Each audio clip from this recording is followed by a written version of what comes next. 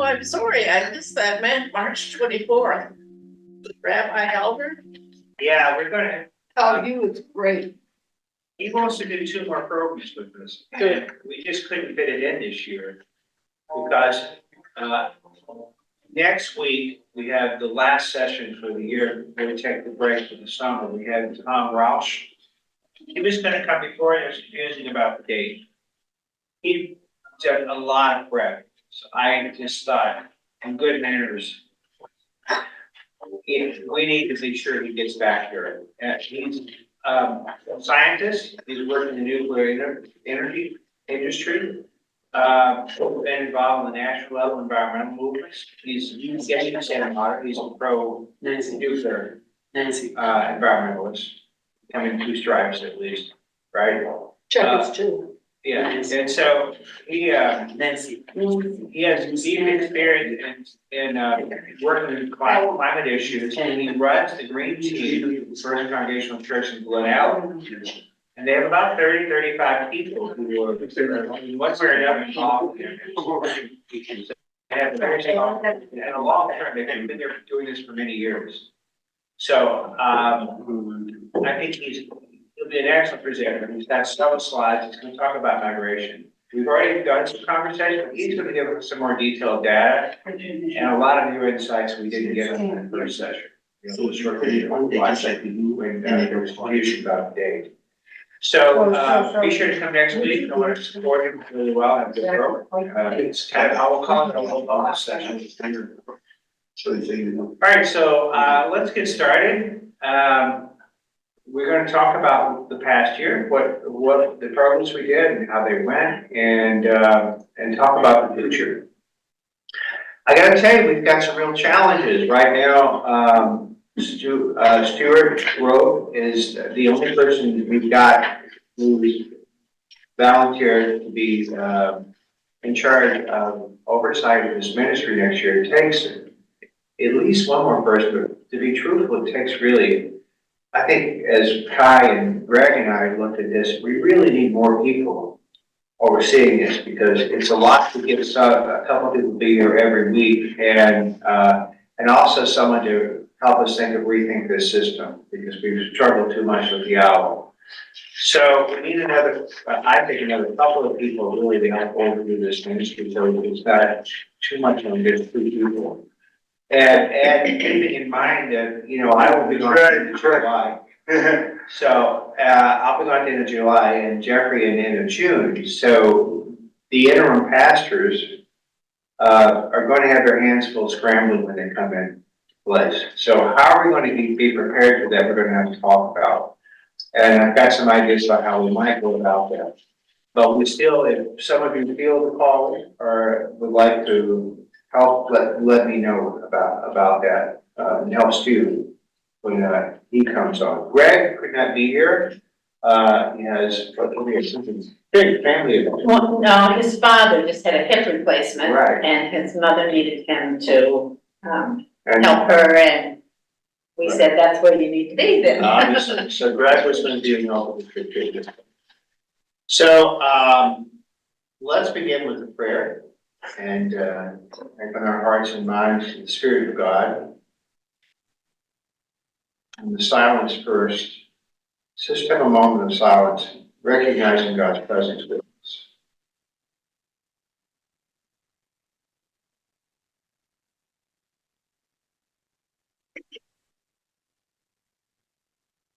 We thank you, magnificent God,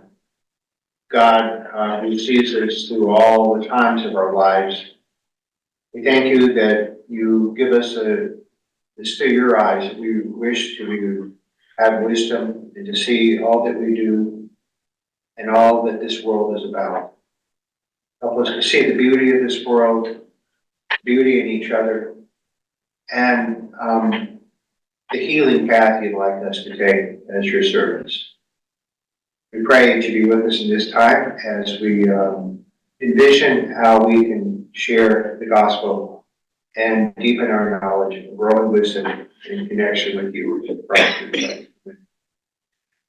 So this past year, we had a whole series of programs that we did, and I'm just going to Trying to think about how to, let's start this way.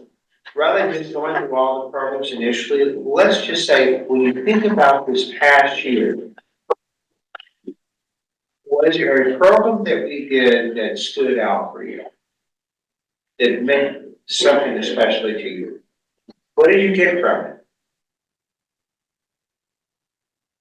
And let me just name very quickly some of the programs. That'd be helpful. Yeah. Compassionate listening.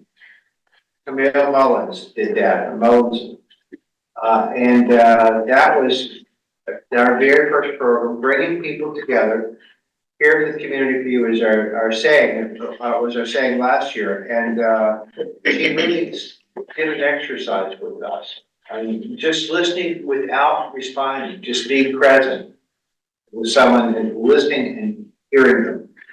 Then we had a program, the outreach of the New Cheer Township, talking about what is the outreach. We're working with one of their representatives. Come and share that with us.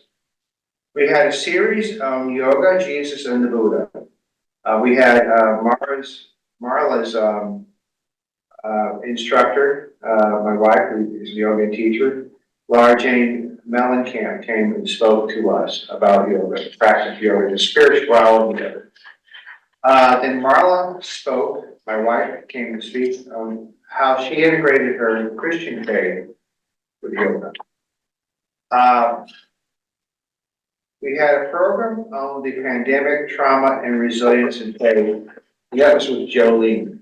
Jolene is from the Samaritan Care. She's the therapist who works here in our office. I was not here for that, so you'll have to remember what happened. Supporting youth through the pandemic and beyond, we have Shar Switzer. Speak on that. October 22nd, we did a survey results from the visioning team. 29th, we had learning from Judaism. We had a wonderful presentation by Rabbi Dr. Rachel Milkbot. Remember that? That was fabulous. Yeah. Then we had a series by Bill Epperly on Buddha and Jesus. That was great. He's a spiritual director. I don't know what happened November 12th. We had Was Jesus Pacifist. I don't think we did that. So we had part 2, Buddha, Jesus, and we had Bill Epperly come back for a second part. So I don't remember what happened on the 12th. Pray for Thanksgiving. And on Christmas, we did the first Christmas, Marcus Ward, John Dominic Crossan, how the two stories compared with each other. Greg did a program on Bruder, Hoff, and Simplicity. We had that video that he did from the community. I remember we did in 27th. I think we changed up our program. I think we talked about memories of Christmas. That was fun. And just in sharing about, people just shared. And then because we were off for Christmas and New Year's Eve, then Revolutions of the Heart was January 7th. We had Greg did a program on Dorothy Day. We did a video. And did a second program, Revolutions of the Heart. We did that over two times. Then we had the 21st, Spiritual Autobiographical, Ben Savage. Grew up with multiple spiritual backgrounds in his family, influences, and then we had Just Harvest. There, the head of the Just Harvest come and share with us on January 28th. February 4th, we had Ancient and Future Worship, how the worship can transform. We did a video with that. And then we had worship at Winnetka Congregational Church. Then we began a series for Lent. And the first one was Wake Up and Paying Attention, this is Barbara Brown Taylor's book, Worship and Paying Attention. The practice of wearing skin, our bodies. The practice of encountering others, community. The practice of living with purpose. The practice of getting lost. Then we had on March 20th, we had Ben Savage come back and do the gong version. We had about 45 people. We had a lot of people for that. Of course, he usually charges 30 or 40, and we paid for it. We paid a discount rate, and he was glad to do it. But, so a lot of people came, because there are people who really look forward to those events. He wants to come back, by the way, and do this again. But we'll have to somehow work out how we pay him and do the charge, because we'll have to charge for it next time probably. And Rabbi Elder came and did that one session, and it's Semitism and the war in Gaza, Israel. No Easter session. We had 2 sessions on artificial intelligence. Then we had a session that we were supposed to have Tom here, and we quickly found a video that was kind of worked out, I thought, effects of climate change and immigration. Then the green team, Brian Saunders, Clean Energy Jobs Act, which is really, I thought, really interesting. And then Chuck did the Audubon certification with their groundskeeper, the groundsmaster. And then we have today, next week we have Tom Ross. Tom will be great. I'm going to say, you guys didn't hear that. What stood out for you? Were there sessions that you thought, boy, that was good, and there's sessions that you'd like more of, and you felt like we covered enough, but just your own experience. Got plenty of time to talk about this. Well, anything that had somebody from an intellectual point of view, I'm all for any of them to return. Whatever you had planned last year or this year was magnificent, I would say. It was hard to say what was better. But on the Rabbi Brian, I've been waiting hopefully to see a repeat on a film on our website, and it has not come through. Now, I know he told me that there were security problems and he wasn't sure how they'd handle. This is Rabbi Bruce, you mean? Rabbi Bruce. Rabbi Bruce, yeah. And so we have an answer for that? Because I wanted to somehow get a friend who's in another congregation to see that that presentation we all loved. You know, I will have to ask Patty, because I don't know, sometimes the video, some of the videos didn't record well, a couple of them I know. That may be one of them, which would be very unfortunate. But he also was a little hesitant to have it. Yeah, out in maybe, public. well, maybe it got held up for Yeah, that reason. yeah. Yeah, I can see that. I can see why you would be careful. But anything on this list, in my opinion, I think we could have a repeat. You know, what's that big word in opera where you get it again? That's what we need. Encore. Encore. I think for me, I think overall, for many years, I think I've been really moved by some of the presentations we've had on previous spiritual people like Dorothy Day. Right.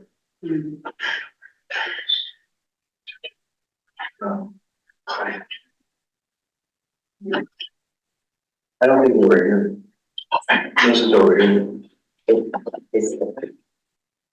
Some of the other religious leaders, Dietrich Bonhoeffer, who else? I was thinking Bonhoeffer, all of those, I think all of those, you know, those people who have been really moved by their religious experience, I think have been phenomenal. You know, you guys may not remember this, you sparked a memory in me.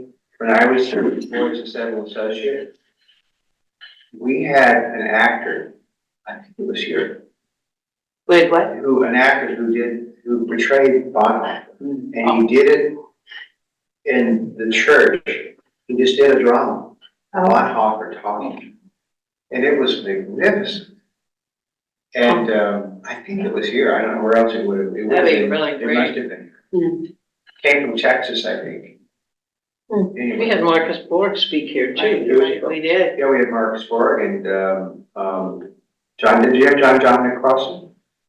Yeah, I think so. Yeah. And discussion, I think Something else. also discussions, not only the videos on them, but discussions of the work, I think is really, you know, has really been really great. And even the, Barbara, Brown Taylor. Yeah. I think that was through that. And our opportunity to respond to what the readings were, how it moves up. I think those are all really rich experiences. Did many of you read the book, read excerpts of the book, or did? Chuck Dowding, was really taken by Barbara Brown Taylor. I guess, speaking in general about what this group has done for both Chuck and me, he's out of town today, so I'll speak for him on Barbara Brown Taylor. It opened a door to somebody he knew nothing about. And he was so appreciative that he has looked her up, and we were ready to go down to hear her in Indianapolis. But it happens to be, I think, Jeffrey Phillips last weekend here. And so that was a tough conflict. Well, she's just brilliant. I mean, you guys, she taught, I think I told you, she taught me how to write. When I went to, I was from a business school with my writing, she had a class, she was a PhD student. She was just so very affirming and supportive. In person, you? Oh, in person, I had a class with her because, Where? well, at the Emory, because, I went in and they said, you need some help with your writing, and because I had come from business school, and here I was writing all these papers, and she said, you're really quite a good writer, so you just need to edit. Showed me where I needed to edit, and I go, well, that was really good. So she was a PhD student at Emory. So she's from Atlanta. She lived in, worked in Atlanta. She lived in Stone Mountain at one time, and she moved up to northern Georgia, where she teaches at Piedmont College. Whoa. She got burned out of being in ministry, so I just couldn't say no. I said, I just can't be a parish pastor anymore. She just couldn't do it, keep doing it. She was an Episcopalian. So anyway, but so that was really good. Those sessions were, I wondered how that was going to go, because we didn't really have too many presentations. We didn't have videos to use. We were doing several of them clumped together. They went a long time. Was that good for other people? Yeah, it's just opening the door to something entirely new person. I think that's how I wanted to also think. I was thinking about all the other religious, opportunities we had to learn about other religions. All of these things all open our eyes to different ways of experiencing Amen. God. And so I think the Barbara Brown Taylor opportunity gave us an opportunity to talk about our own experiences. Right. So I think for me, the combination of seeing what other people have done, how they've been moved, so on and so forth, and then also the material to offer us an opportunity to talk about our own experience.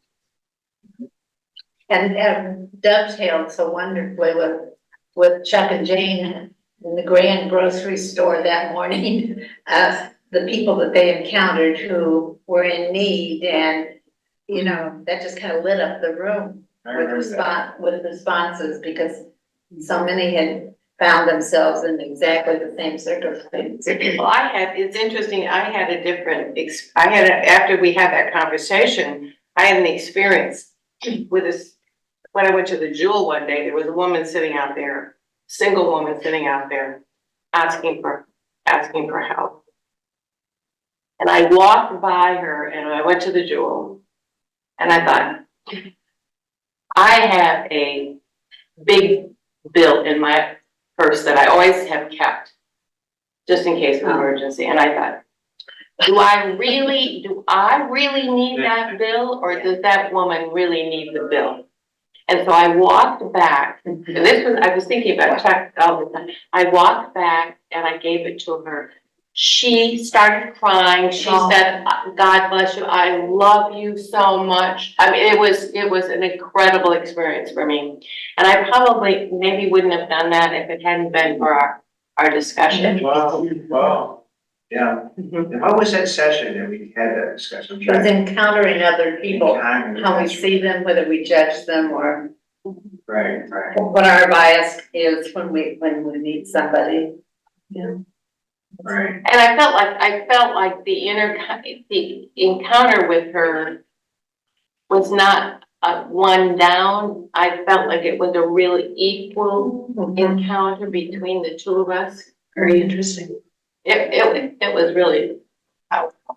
And it kind of made me check myself about how I was judging before an encounter happens. And Right. I've already made some, predictions of what's going on. And then you can come in with, and drop all of that, you're in a much better place. Yeah, so, yeah, it's interesting as we talk about this, sounds like the human contact, the feeling of the more emotive programs that we have. Yeah. And help us feel more deeper connected to each other.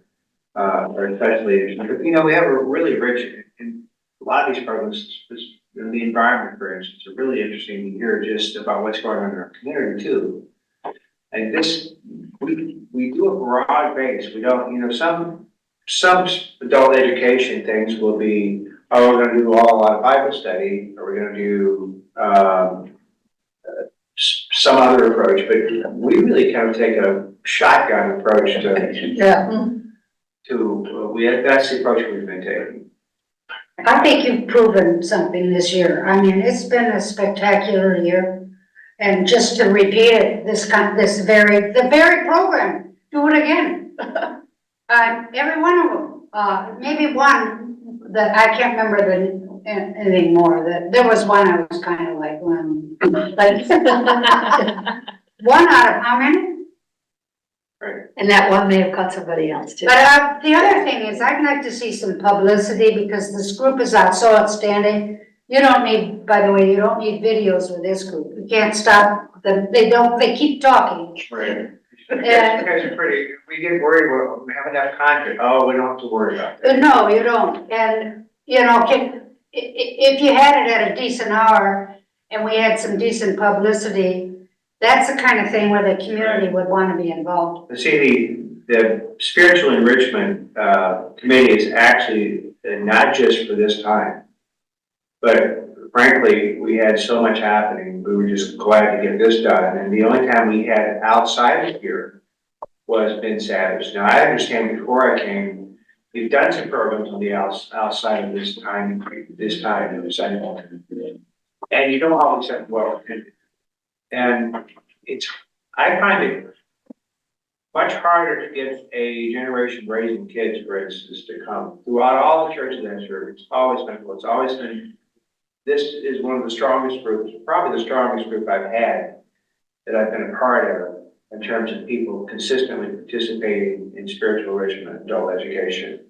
Other churches, but it's always pretty much the age group, empty nesters, or singles. It's a time it's easy to get out of the house on Retire. your own schedule. It's just, especially on Sunday morning, what's worked for other age groups has usually been a small group in someone's home. Or I think the women and, the program that we have. Wine, Women and God. Yeah, and that's good, or, you know, fellowship has gone really well, but they don't always do really a program. It's usually not a lot of content. So, But now that speaks to how people want to be. Excuse me? The men's fellowship, I think, speaks how people want to be together. Yeah. That's a It's- very strong. And it's really important because the places we then gather and connect with each other outside of work. That many. And it's, you know, maybe Rotary Club, but even that's dwindling. I mean, people just don't dedicate much time to it. So it's really interesting that the women's ministry and the men's ministry are both really, I think, strong. And I think this ministry has been strong. But the new vision includes a lot more small groups trying to reach everyone. So how the church is going to reshift its energy and reshift its staffing on this is a big issue. Well, could you have small groups that are intimate, you know, to us and invite the public into our homes? Well, we could certainly have, outside programs in the home and invite people. Like, we've done book studies too. We didn't do any book studies this past year. We had that Barbara Brown Taylor, but we've done book studies in people's homes. Yeah. Give people a month or 2 months to read and say, we're going to discuss it. That is something that's pretty easy to do. But post that on the bulletin in downtown Winnetka and invite. Yeah, you could invite thing that was fun about the book study was that it drew people who loved WCC who moved away, and they could be a part of a group that got together for X number of weeks and it was fun for all of us to have those people back. Right. You mean with a Zoom? With a Zoom. Is there an opportunity to look at the vision that was just passed last week and incorporate aspects of the vision into spiritual enrichment? Or would there be an interest in trying to pursue that? Yeah, I think that's the next, implementing the vision is now on the agenda, leadership.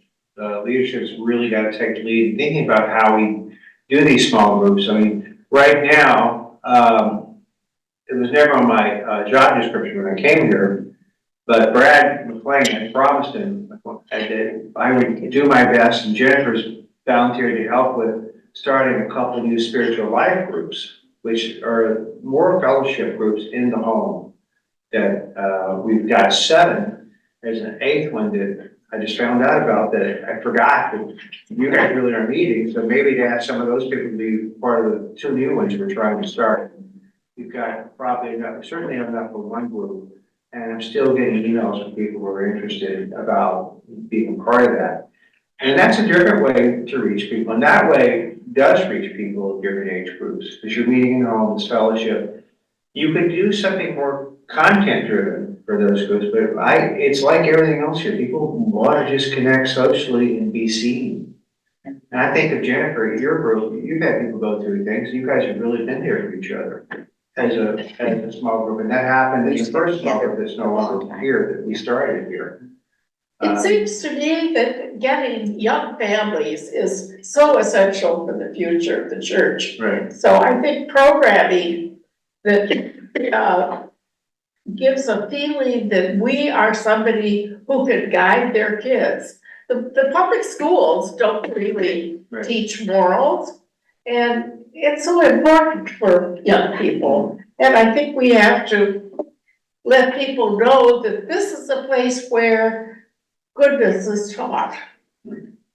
I like that word. This is a place where goodness is taught. That could be a future of years and theme. This is a place where goodness is taught.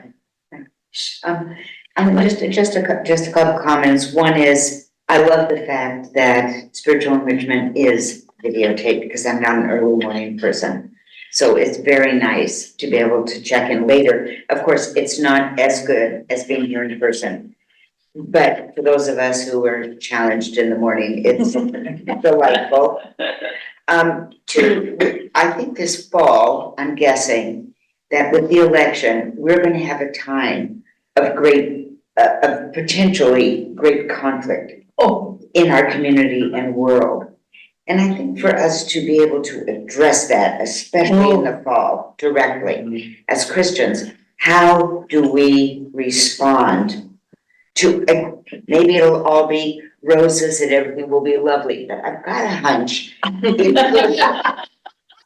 Just a little hunch. It could be a tough time. Yeah. And so I think it might be worthwhile to address that directly, maybe all the way up until Christmas. I don't, or maybe the whole year. How do we address conflict? How do we listen to one another? I also think the series are great. We once did a women's retreat with Barbara Brown Taylor, Your Altar in the World.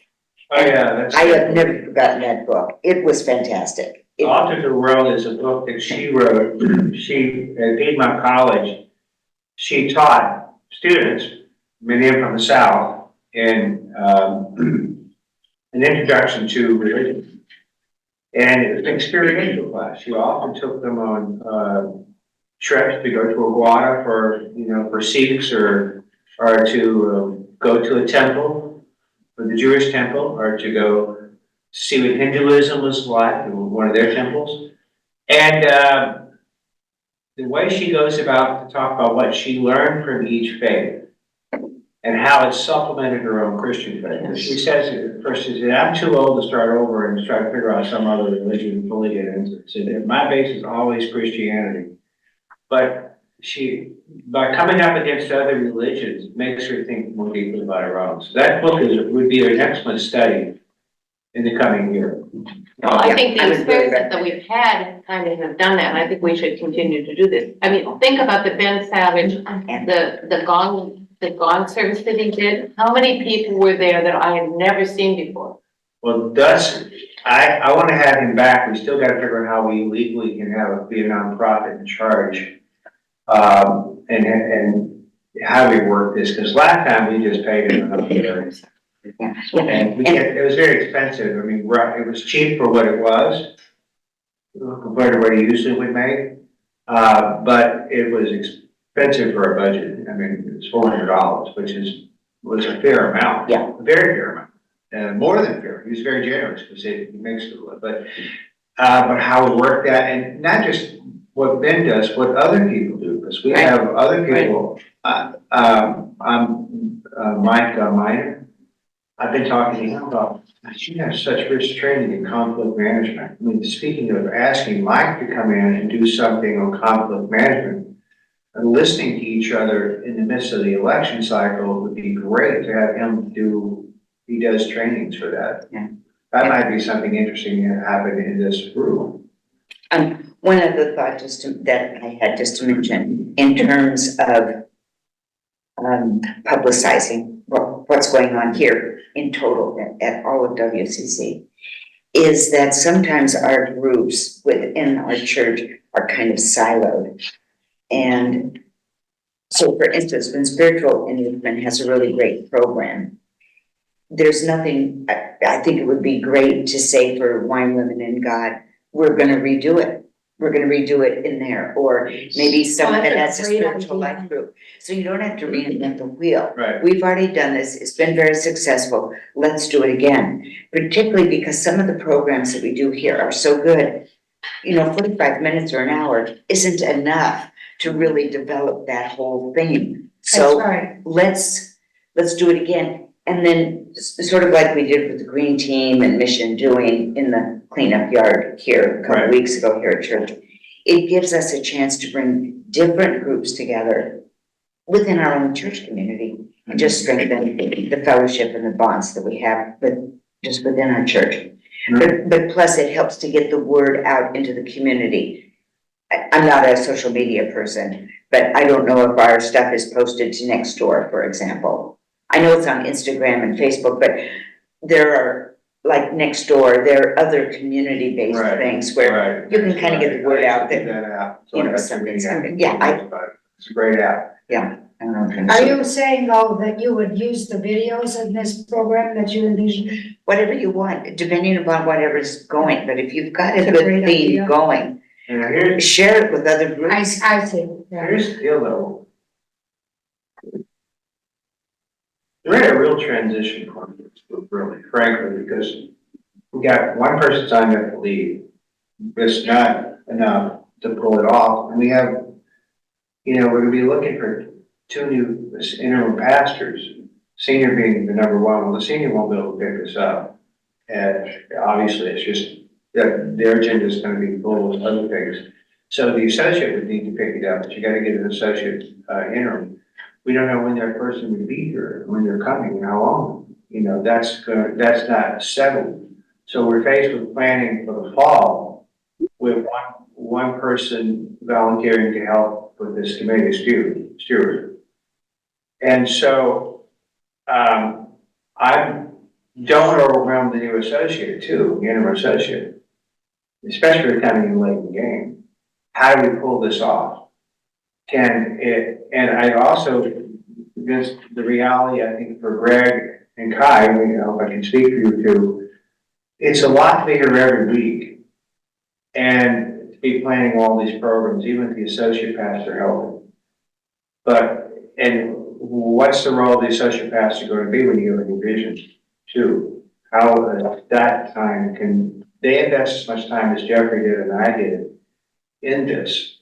So my question is, where is the leadership going to come from, or as we move forward? And does that mean we change how and what we do? One of the ideas I had Well, so let's come up with a new series, that we would do a series and have different people take charge of the whole series.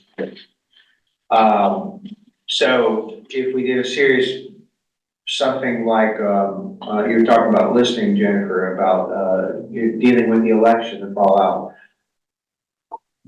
Could one person plan that for around, before, maybe during the month of November? Could someone plan a series for Advent? Could, maybe we'd ask the interim associate maybe to do Lent, have the pastor, because pastors often have done programs before, they could do Lent. Who would do a kickoff series? So that we spread it around rather than just two lay people. You still need at least two lay people to oversee the program and check, touch base, make sure things are getting done along with the associate. But I think you're gonna have to have more lay leadership to pull this off. And breaking it up may be more doable. The other way to do it, we were talking about before, Kai and I were talking. We have a lot of groups in the church. Karen Calling has programs they'd love to see done. What if some of those programs, about listening and caring for the elderly or depression, supporting someone through the loss of a loved one, grief. There's lots of things that, I wonder if Karen Calling might like to take some slides and plan those. So same thing with missions. Missions are the mission giving committee. We ask the mission giving committee, say, could you guys be willing to find some of the programs that we give to and plan 2 or 3 of those programs for people to come in? I don't know whether people will pick this up or not, but I'm just trying to think outside the box. Well, what about, mining some of our children? Some of the members in the church have children in different fields. In my case, I have a child who would be fabulous at this group, but he lives in Annapolis. Oh, you mean young adults or youth or college? I mean, our relatives who, like, my son is in, he heads up an organization that collects shorelines around the world and creates fish habitat. Oh, So stuff like that. yeah. And, or sons that are doctors or in fields where engineering, you know what I'm getting. I think we heard from Tom. Tom isn't here. Didn't we hear from Tom's son? And we get from Thompson. Oh, yeah, Tom's, that's true. There's a lot of problems like that. What I'm really concerned about is the structure of these, because I'd like to leave, by the time I leave in July, I'd like to have in place leadership for this group, as well as an idea about where at least the initial part of the year is planned. Yeah. Because usually we like to plan the whole thing. Jeffrey had the whole thing planned a year in advance. I was able to pull it off. But he did. And I think, I was good getting to 3 December with our team working together on that. And then picking it back up and planning the second half later. But how we continue to do this, I think something's got to change to make it work, because we're just finding it hard to find the leadership. I think the first thing to do is to get that in order, Right. so that it's easy for someone to do. I think a lot of people, I don't want to have to deal with the owl, I don't want to have to deal with this, and Right. that turns some people off. Really? And it should be much easier than it is, Right. number one. Number two, is there a budget for this group? Yes. So that we could obtain either speakers or videos. Right. That would be important We to paid for know. the books this year. We reimbursed speakers $250 a session. So we have a generous budget. Okay. And we probably didn't use the whole budget. I checked it recently. And, so that's how we were able to have Benjamin come and get so many people, because people were like, this is something people are really interested in, and it sometimes costs us a thing, but we paid, and people got to see this church, and we got to meet new people. So we've got budget for this for the coming year. That would be important for your chair to know. Right. But it And I does take think- time to line a speaker up, you've got to line it up far in advance, and you've got to work it into the calendar. Well, you can't do this week, but she can do this week. Oh, but we got that program coming up. Yeah. So logistically handling logistics of that, and then making sure you get in touch with the person that's coming, make sure you've got a check ready to pay them and a thank you letter afterwards. There's a lot of time put into this. This is where the associate and promoting that program, usually typically, most of the time I would write the write-ups that go into newsletters. It's just easier working with the staff person here doing that. Yeah. That's what I'm doing. We split out who would take contact with the speakers and make sure they were here and had what they needed and had directions how to finding this room was a difficult thing for people coming to the church. It's kind of hidden. So, you know, there's a lot of things to do. And that's what I'm saying. We gotta have more people, a way of pulling it off that spreads it around more. And that we have at least a couple of people who can look at the whole thing and really be very organized.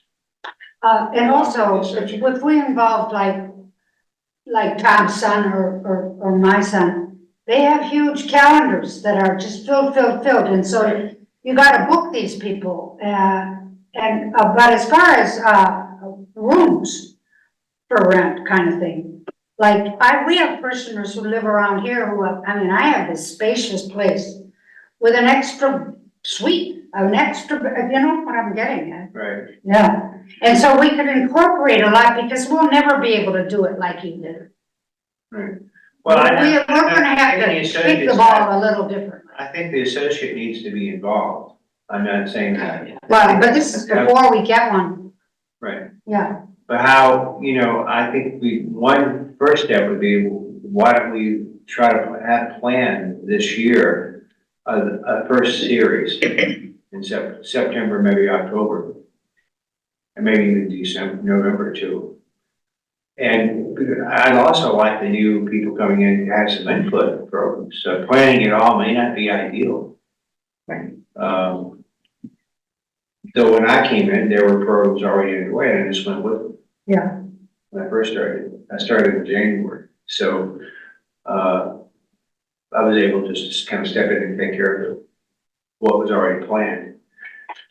So, that's where we are. I think the most important thing is I wanted input from this group and let you guys know where we are. And, I think what do you think of the idea of doing some series and asking one or two people to take responsibility for overseeing a series?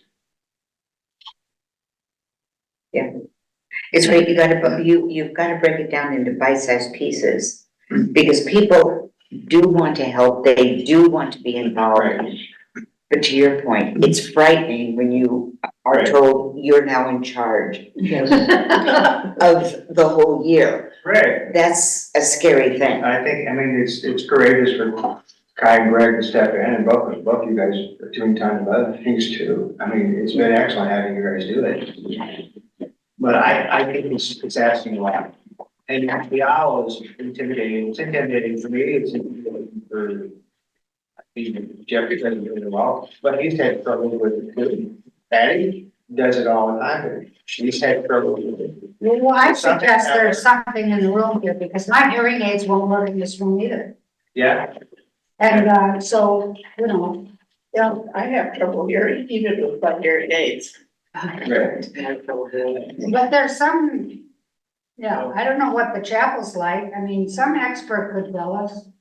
Yeah. Well, I think the ability to speak and see each other is important. And, to have the screen, because we're committed to a hybrid system. Yeah. We don't have to resolve this now. Obviously, we can't, but I'm just telling you where we are. And I wonder if a rate series might start with significant, to focus on those people in the history of the church, the history of Christian and other faiths who have made a difference. And it might be a really good series, since like we had Bonhoeffer. Maybe you had something on St. Francis, or you had something on Martin Luther. I just listened to a 4-part series on Martin Luther by this history podcast. It was two British guys talking to each other. It's just amazing. as much as I already knew about him, I learned so much more than I ever had. So, I mean, and I think of people from other religions, someone did something on Gandhi, what would it be like to have someone speak on Gandhi? Speak what? On Gandhi. Gandhi. Mahatma Gandhi. Okay. Mahatma Gandhi. We did a program on Mahatma Gandhi because he crosses religions in some ways. Well, would it be, like, if you assign me a month of a topic for 4 sessions, couldn't I just go to the internet, just like you're suggesting, and find all the Gandhi stuff and figure it out, and then you Yeah, got your program? and I think the associate pastor and others can help resource. That's part of their job, I would see, is being able to say, okay, I looked up, here are the things I found, what have you found? Yeah, right. How we would work the plan. Yeah, it's not so daunting then. Well, It's all there for you, all you gotta do is press Exactly. a few buttons. So I think that's another challenge is who, I am terrified, I wouldn't know where to begin with that. I would know, and I know nothing, you know? You just type in the search. Chuck has really stepped in to learn that, and I think he would be, I don't want to speak for him, he's not here. But he does there, maybe I do. We just did. It should be easier. Always. It should Yeah, I be. think It could we need be. to see It's what not Rabbi easy. Bruce, I wanna talk to Rabbi Bruce about what they're doing. And Patty and I can sit and talk to Rabbi and say, what are you doing? How does it work? He said it's simpler than this. Oh, It doesn't move around the room and show everyone talking, it's a problem. Doesn't have that capacity, but they have mics. And they have Zoom. I think there's no way around Zoom. No, But no, and you wanna cast Zoom on a screen, so casting Zoom is here to stay. No insult to the owl? you know, it's interesting. Maybe we need a different kind of animal here to help us out. Well said. Hearing Jennifer say that she was thankful for the Zoom because she's not an early morning Yeah. person. For me, being here, it would be fun to know the people who are tuning in afterwards so that we could have community with them over the topics that we've listened to Right. somehow or other. Well, afterwards, Sigmund, yes, we don't know, we know We who's don't- on now. Yeah, we Yes, don't yes. know who's listening to it Fellowship is afterwards. so difficult on Zoom because once too many people start talking, if it becomes a social thing, it just doesn't work. but you could take a Zoom call at the end of the session before we dismiss. Find out who's up there. Then you can send, you got their emails. Well, we need to do a better job of saying, hey, Dan, what are you hearing? Of saying, hello, welcome, and make sure we pull people in. Sometimes we forget we've got people on Right. screen. There we got JS. JS, how are we doing? That's exactly what If Jennifer. you're looking for, are you looking for input from people who come in and tune into the program during the week, once it's up on YouTube? Well, I think on Sunday mornings, how is this whole system working for you? As someone who- Well, there's my concern about the church's use of Zoom is that the church would be served by coming up with, doing a little bit of research and coming up with some protocols for all of the groups to use to encourage more Zoom participation. Because as it sits right now, with me just being usually one of the very few people who's tuning in via Zoom, I'm a spectator, and the conversation is largely amongst all of you there in Centennial. If we want more people to participate in Zoom, there needs to be a way to invite those people to be interacting more. There needs to be a more conscious way of inviting the Zoom attendees to interact. Even things like making sure somebody says good morning as soon as someone logs in via Zoom. And when the meeting is over, to say goodbye and thank you to the people who are on the Zoom call. Because very often the Zoom session just ends without my knowing that it's going to end, without anybody saying, we're finished, JS. You know, what did you think of the program? Or inviting me to send a note to somebody about what I thought how the program went. And it's not just this group, it's a church-wide thing to decide whether or not Zoom participation is important and what small little things can be done to make the Zoom participants feel more of the conversation. That's all. I think I recognize there are times that we get caught up in this room and don't pull people in. I mean, it's great that there's a dynamic conversation going on. I love that. And I'm happy to listen to it most of the time. But it's very difficult to participate in the conversation and not run the risk of running over what somebody else is saying. Yeah, it's very hard. You guys can see cues amongst each other as to when one person's finishing up and another person can then chime in. On Zoom, we don't see that. And so the only way we can participate is inadvertently interrupting somebody, which isn't real cool. Right. Okay, well, thank you for your feedback. And others, I think that was really helpful because we need to say that in a lot of groups, not just here, because it's really easy to get caught up in the conversation. And it is really difficult when I'm, say, in a council meeting or a meeting on Zoom, I don't know when to step in and speak because people, you do miss the cues. I don't know if there's any way around that. I just think that whoever's in the room has to focus more on the people who are here. I mean, I like how Jeffrey's emphasized that in worship. He's very careful in worship to make sure we recognize that there are people who are away and watching, and sometimes watching later, and that they understand that. Well, I've got to get ready to go because we've got a very full confirmation service, so I'm going to have to leave. And JS, thanks for being with us. Amen. Always great to have JS because, I mean, JS, you can lead some sessions here for us too. Because I always good ideas. Hey, Julian.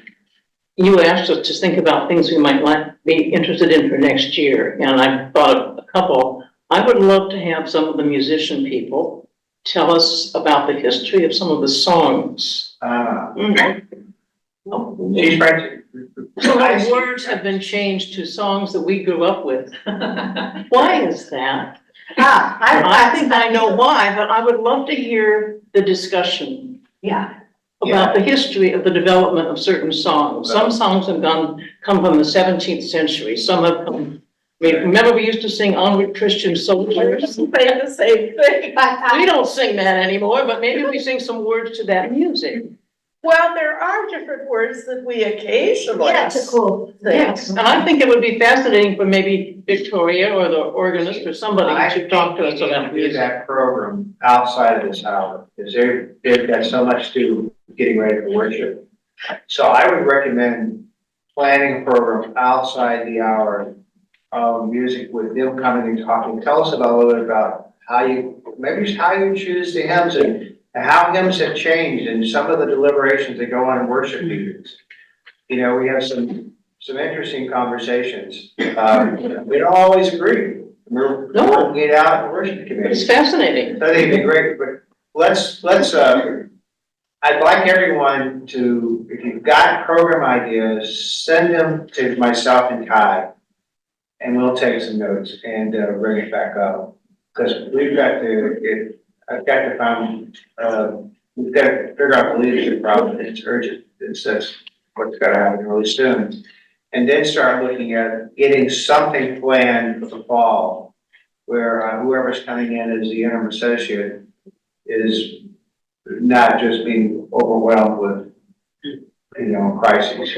Jennifer, do you have somebody that you know that could lead a series of conflict resolution or? Not top of head, but top of mind, but I would recommend that we all give that some thought, and I've got a couple of people I can talk to, so I'll send you some ideas. I think that would be so exciting for this fall. I think Oh, I that think a lot of us, Could be useful. oh, yeah, so useful.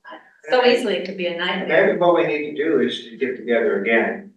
Some who would volunteer, maybe never even thought we have to be there and just do some discussion about the fall and get more input.